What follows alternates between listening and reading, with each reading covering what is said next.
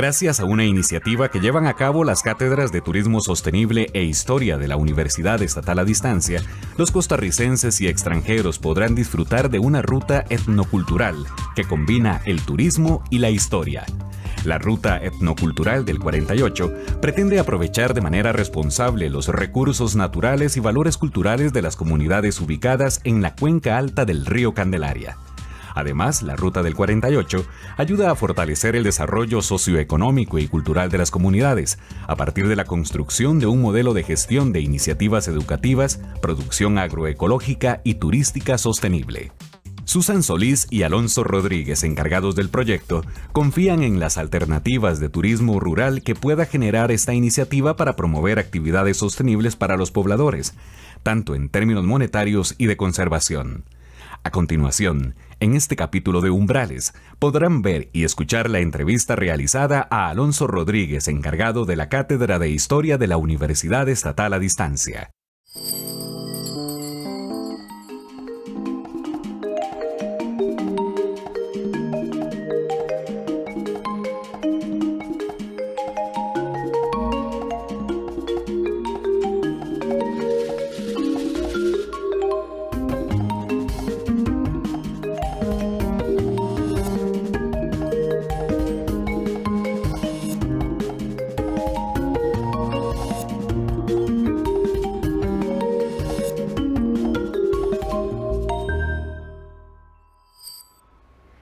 Bienvenidos a un nuevo programa de Umbrales.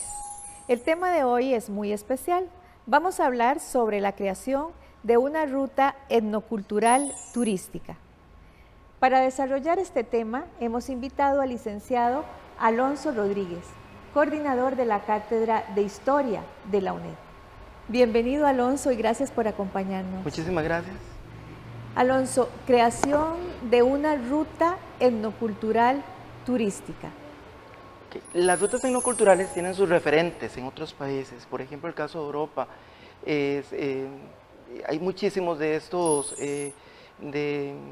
referentes, el caso de España, de Italia, que son los que tienen la vanguardia sobre esta temática. Etnocultural en el sentido particular porque incluye la parte natural y cultural, tiene los valores naturales y culturales. Y exclusivamente estas rutas tienen la particularidad de que hay un elemento cultural o histórico, que es el que va a darle la lógica a la ruta como tal, y a lo largo de todo el trayecto, o los trayectos, ¿verdad? Porque se pueden diseñar diferentes trayectos, se incluyen otros elementos históricos, otros elementos culturales y elementos naturales que son parte de la región con la cual se trabaja. En este caso de la ruta etnocultural, ¿está basada en los hechos del 48 o en la década del 40? Sí, es muy importante porque la ruta del 48 como tal, cuando comenzamos a trabajarla, a diseñarla, es un trabajo dentro de una metodología donde la participación es muy importante de la comunidad. Y cuando yo digo la participación importante es que la comunidad te valida, te dice si hay una convención dentro de las partes, dentro de la parte académica y obviamente entre los diferentes actores de la comunidad. Y ellos son los que te van validando y te van diciendo específicamente lo que está bueno, lo que está malo, lo que ellos consideran que es pertinente para la comunidad, porque es un elemento que siempre hay que tenerlo en cuenta. Entonces son cuestiones que siempre se tuvieron siempre presente dentro de todo lo que fue ese diseño de la ruta como tal. Y con respecto a lo de los hechos del 48, siempre hemos querido que la ruta sea lo más apolítico posible. Es muy difícil, ¿verdad? Desde el punto de vista por la zona en que está. Por supuesto. Pero es un acontecimiento histórico, es un acontecimiento histórico que es parte de un proceso histórico que cambió lo que es el parteaguas de la historia de Costa Rica. Hay un antes y un después de lo que pasó no solamente en el conflicto del 48, porque nosotros no lo consideramos como una revolución, sino fue parte de todo el proceso reformista que se vivió a lo largo de la década del 40 y todavía años anteriores a la década del 40. Veamos una cápsula donde Susan Solís, coordinadora de la Cátedra de Turismo Sostenible, nos explica cómo aprovechar las riquezas de la zona de Los Santos para el beneficio del desarrollo del turismo. La ruta etnocultural turística de la Guerra 1948 consiste en 4 recorridos turísticos, de los cuales se hace una reconstrucción histórica y las personas o los visitantes van a poder conocer lugares como San Cristóbal al norte, lo que es la comunidad de frailes, y poder también visitar el área de la zona de los Santos como Santa María, San Marcos. Y un poco la idea es que los turistas o visitantes puedan conocer sobre el hecho histórico tan importante como ha sido la Guerra 1948, ¿verdad? Bueno, principalmente el visitante o el turista va a encontrarse, bueno, cuando se inicia el recorrido por la Interamericana va a poder observar pues la belleza escénica, ¿verdad? Es una zona que está tratando de proteger el medio ambiente, entonces se encuentran áreas protegidas, que son sitios también de protección del agua, ¿verdad? Porque estos territorios también tienen su propia agua, que eso ha sido un recurso muy importante que ellos están protegiendo. Por ejemplo, en San Cristóbal al Norte podemos hacer la visita de la hermosa iglesia que tiene su arquitectura, y de igual forma ellos están tratando de diversificar su economía con los sembradíos orgánicos, que eso es otro espacio que las personas van a poder visitar. Se puede hacer una caminata sobre un camino antiguo que ellos están también promoviendo, un grupo de familias, que eso es algo muy importante, que ellos se están uniendo a través de estas iniciativas. Por otra parte, se puede pasar a Frailes, y en Frailes se puede observar un trapiche, su café, su micro beneficio de café. De igual forma, pues también están generando pequeños circuitos en donde usted puede compartir con esa identidad, con esa cultura. De igual, todos estos territorios usted va a poder ser recibido con una amabilidad tan distinguida que tienen los campesinos, ¿verdad? Y que pues en el centro de San José ya hemos ido olvidando todos estos recursos, ¿verdad? Uno de los principales retos que tienen, principalmente, bueno, en el marco de la ruta etnocultural turística de la Guerra del 48, va a ser la capacitación. Es muy importante para recibir a los visitantes en cuanto al tema del servicio, lo que es insertar elementos de la calidad. Y también es fundamental, si bien es cierto, la metodología que hemos trabajado en el proyecto ha sido participativa, se han identificado actores claves de los cuales nos han colaborado junto con el historiador a hacer esa reconstrucción histórica, sino también nos han colaborado en poder identificar los recursos turísticos, naturales, potenciales que tiene el recorrido. De esta forma, con esta metodología, de una u otra forma, estos actores sociales se han ido involucrando, han ido observando el proyecto y el tema en sí de la Guerra del 48 como ya algo propio. Sin embargo, no obstante, es importante que el resto de las comunidades se sigan apropiando, entonces es un reto muy importante. Con la propuesta de la ruta hemos desde un inicio conversado con los diferentes actores sociales y las comunidades, es que ellos sean parte también de los frutos o los beneficios que pueda generar todo este movimiento, toda esta visitación. Un turismo responsable que sea que proteja lo que es la naturaleza y también, muy importante, la identidad y la cultura. Entonces, que se busque como ese equilibrio y esa armonía. Eso es lo que estaríamos esperando.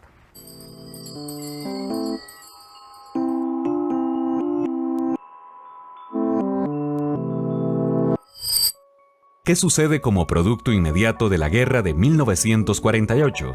Opción A, fundación de la Primera República. Opción B, fundación de la Segunda República. Opción C, fundación de la Tercera República. Al regresar, la respuesta.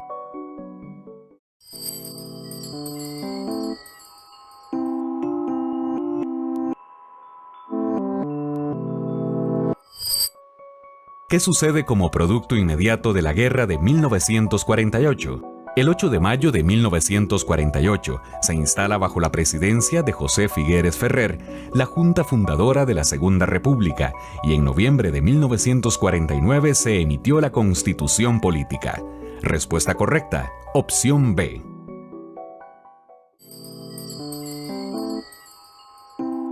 En la siguiente información, José Garbanzo, conocido como Chuma, nos relata parte de las oportunidades e historia que la Ruta del 48 le ha permitido poner en práctica.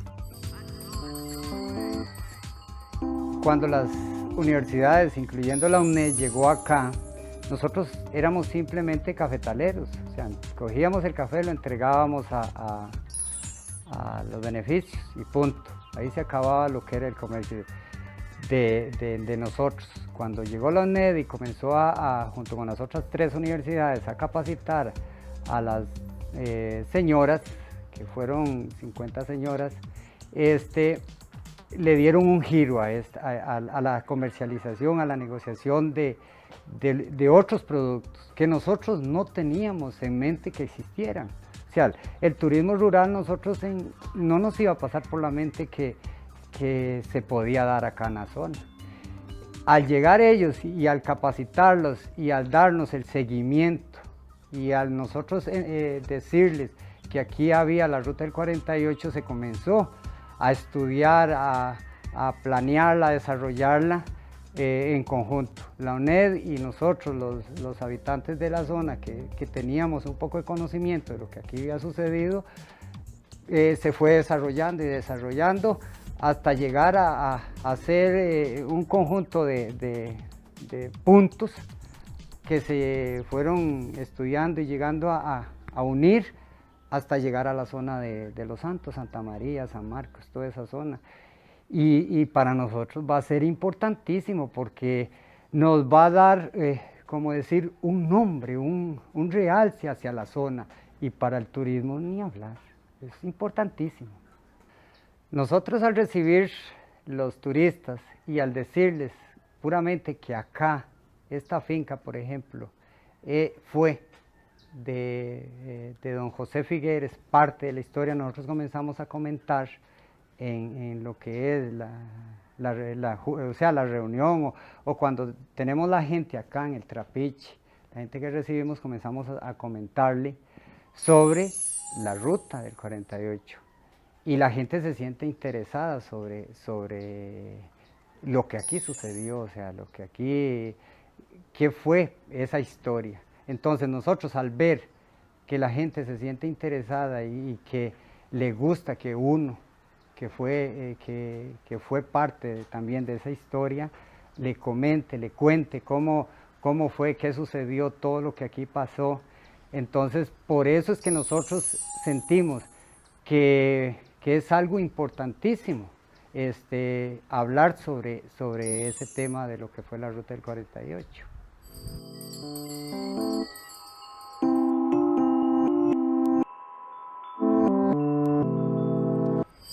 Continuamos con Alonso Rodríguez hablando sobre la Ruta del 48. Alonso, hablabas de que se tomó mucho en cuenta a la gente a la hora de desarrollar esta ruta. ¿Cuál fue la metodología para...? Bueno, la metodología que nosotros siempre tuvimos en cuenta fue la metodología donde la comunidad, la participación activa de la comunidad estuviera presente desde el inicio hasta lo que fue ya el diseño que se presentó al Instituto Costarricense de Turismo y ahora últimamente al Ministerio de Educación Pública, la cual fue bien recibida.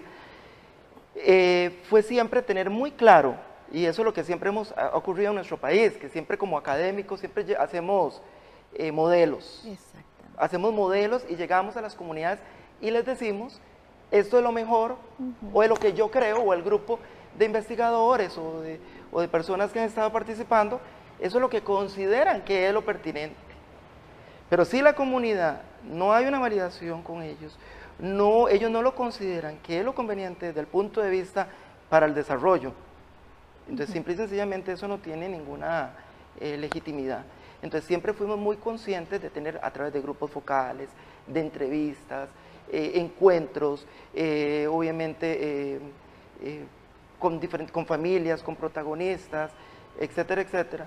Tener muy claro de que ellos dijeran qué eran sus intenciones, qué era lo que ellos querían. De hecho, llama sumamente la atención que ellos, cuando nosotros comenzamos a diseñar conjuntamente la ruta etnocultural turística, siempre han tenido y tienen todavía muy claro que ellos no quieren verlo como un suplemento a sus actividades históricas con las cuales siempre han basado su economía, que es la parte del café. Más que todo lo han visto como un complemento, casualmente, a lo que ha sido la actividad histórica, que ha sido lo que les ha dado de comer durante décadas, que ha sido la producción del café. Entonces más bien ellos lo ven como un complemento más bien como un producto turístico que les va a ayudar a lo que va a ser al desarrollo de la región. Y el café por su parte tiene una participación sumamente activa.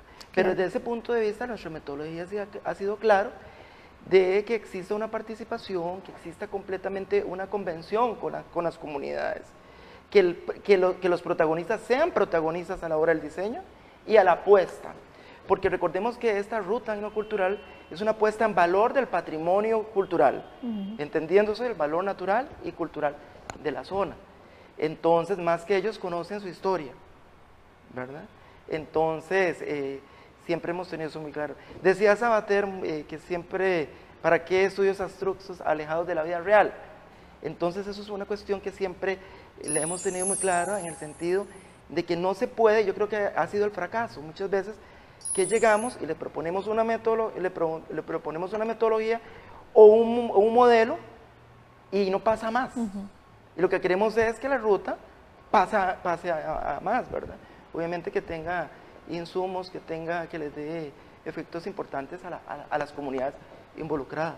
¿Cuáles zonas incluye esta ruta? Bueno, las zonas como tales incluye las comunidades de la cuenca alta del río Candelaria, entiéndase la parte alta, ubicada, por ejemplo, San Cristóbal Norte, San Cristóbal Sur, Rosario, el caso, por ejemplo, bueno, esa es la parte de la cuenca alta.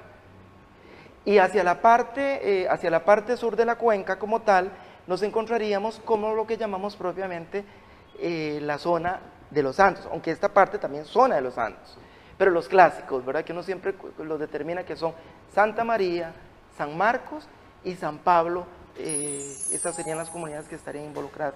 Obviamente, al incluirlas, nos hace una entrada y una salida, y esa entrada y salida tiene una ubicación completamente histórica, una lógica histórica, ¿verdad? Tal y cual como se diseñó. En el siguiente reportaje hablaremos con don Rafael Naranjo, quien nos contará experiencias vividas durante la década del 40. Bueno, para el año 49, yo contaba con 20 años más o menos, ¿verdad? Estando acá en la zona sur de la área metropolitana, San Cristóbal o de Frailes, nosotros como de origen agricultor sabíamos poco de esas cosas. En esa época sabíamos poco de política, sabíamos poco de los asuntos económicos, pero sin embargo ya comenzaba a gestarse en esta zona un interés por mejorar económicamente.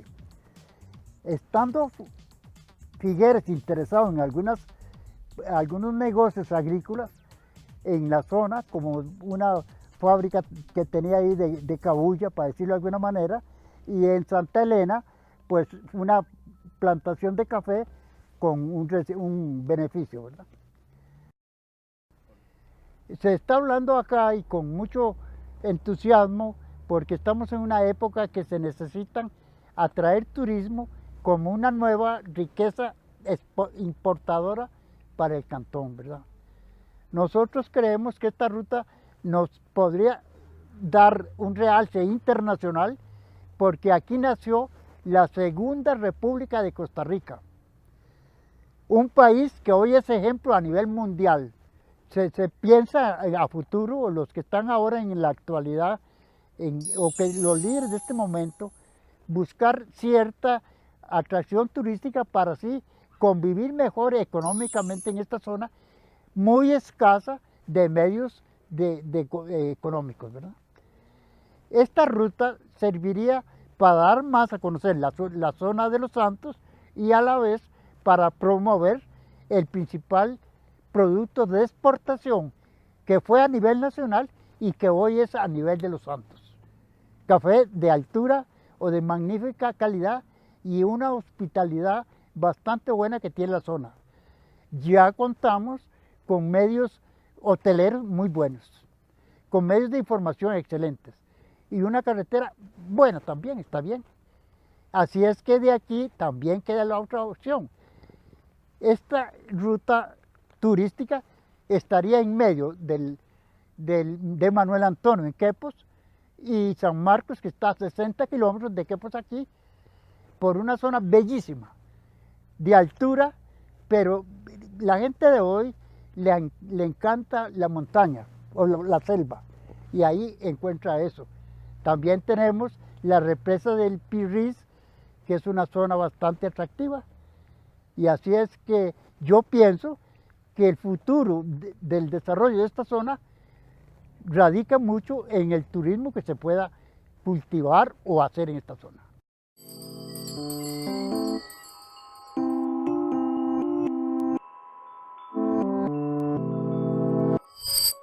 ¿Cuánto duró la Guerra Civil de 1948? Opción A, 42 días. Opción B, 43 días. Opción C, 44 días. Al regresar, la respuesta.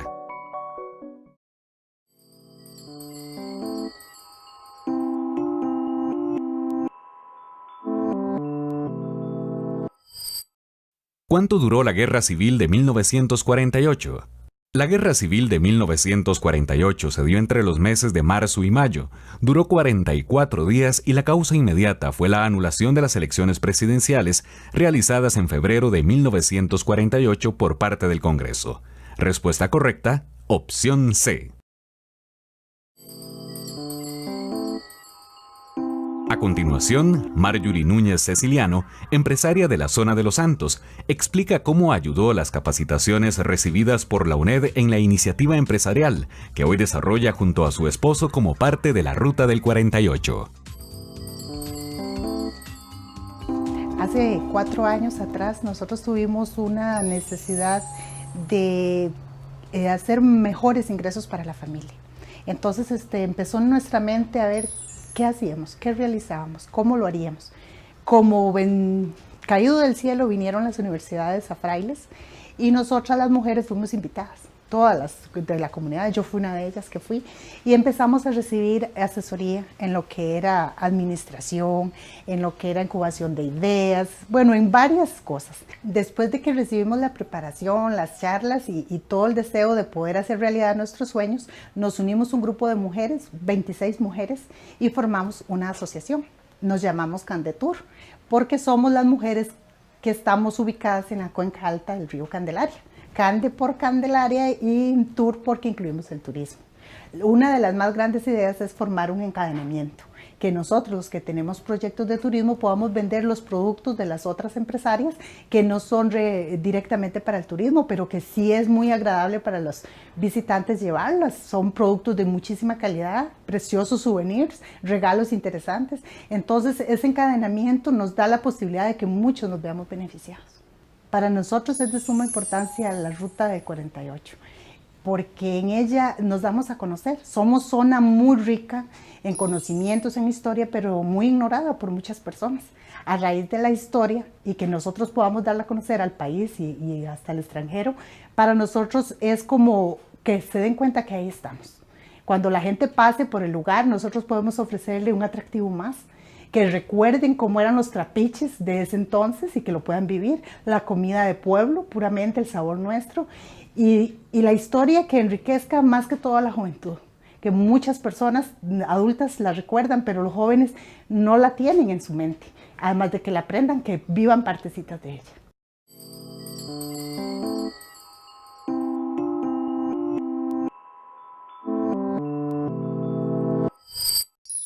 Alonso, ¿cuál es el objetivo?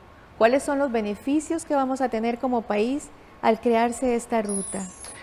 Bueno, es muy interesante la pregunta desde el punto de vista que es un referente, desde el punto de vista histórico, turístico, y no solamente para el país, sino a lo largo de Centroamérica hemos sondeado y sería como la primera que tiene esta lógica. Pero el objetivo específico es que es una ruta que tiene dos componentes importantísimos, que es la parte pedagógica y la parte lúdica. Recordemos que el turismo siempre, cuando un turista viene, se mide de acuerdo a las horas que está en un determinado lugar, o el visitante. Cuando yo voy a visitar algún lugar, yo estoy por determinadas horas. Más, los expertos en turismo, ¿verdad?, tienen hasta horas específicas para determinar cuándo es un visitante, cuándo es un turista, etc. En el caso particular es lúdica desde el punto de vista porque me permite a mí como visitante o como turista pasar ese tiempo de ocio, ese tiempo, digamos, que yo quiero ir a pasear, a divertirme, a descansar, a distraerme de mi cotidianidad. Y está la otra parte pedagógica, que es el componente que es ese del enseñar, del yo aprender. Pero ese aprendizaje se da desde el punto de vista, en el momento mismo que yo me monto en un carro, que voy caminando por toda la ruta. Entonces, esa parte pedagógica se encuentra a lo largo de todo el trayecto, de los kilómetros que incluye la ruta. Entonces, vas a encontrar paraderos turísticos, vas a encontrar cédulas museográficas, vas a encontrar sitios históricos, que lo que se quiere es que sean, obviamente, conservados y preservados para este fin. Y obviamente animarlos, si es posible, con gente de las mismas comunidades. Pero esa parte pedagógica para mí yo creo que es el elemento más importante. ¿Por qué? Porque casualmente es un acontecimiento histórico que siempre lo hemos querido como invisibilizar. Invisibilizar desde el punto de vista porque es muy político, ¿verdad? De determinado partido, el otro partido dice que no y el otro que sí.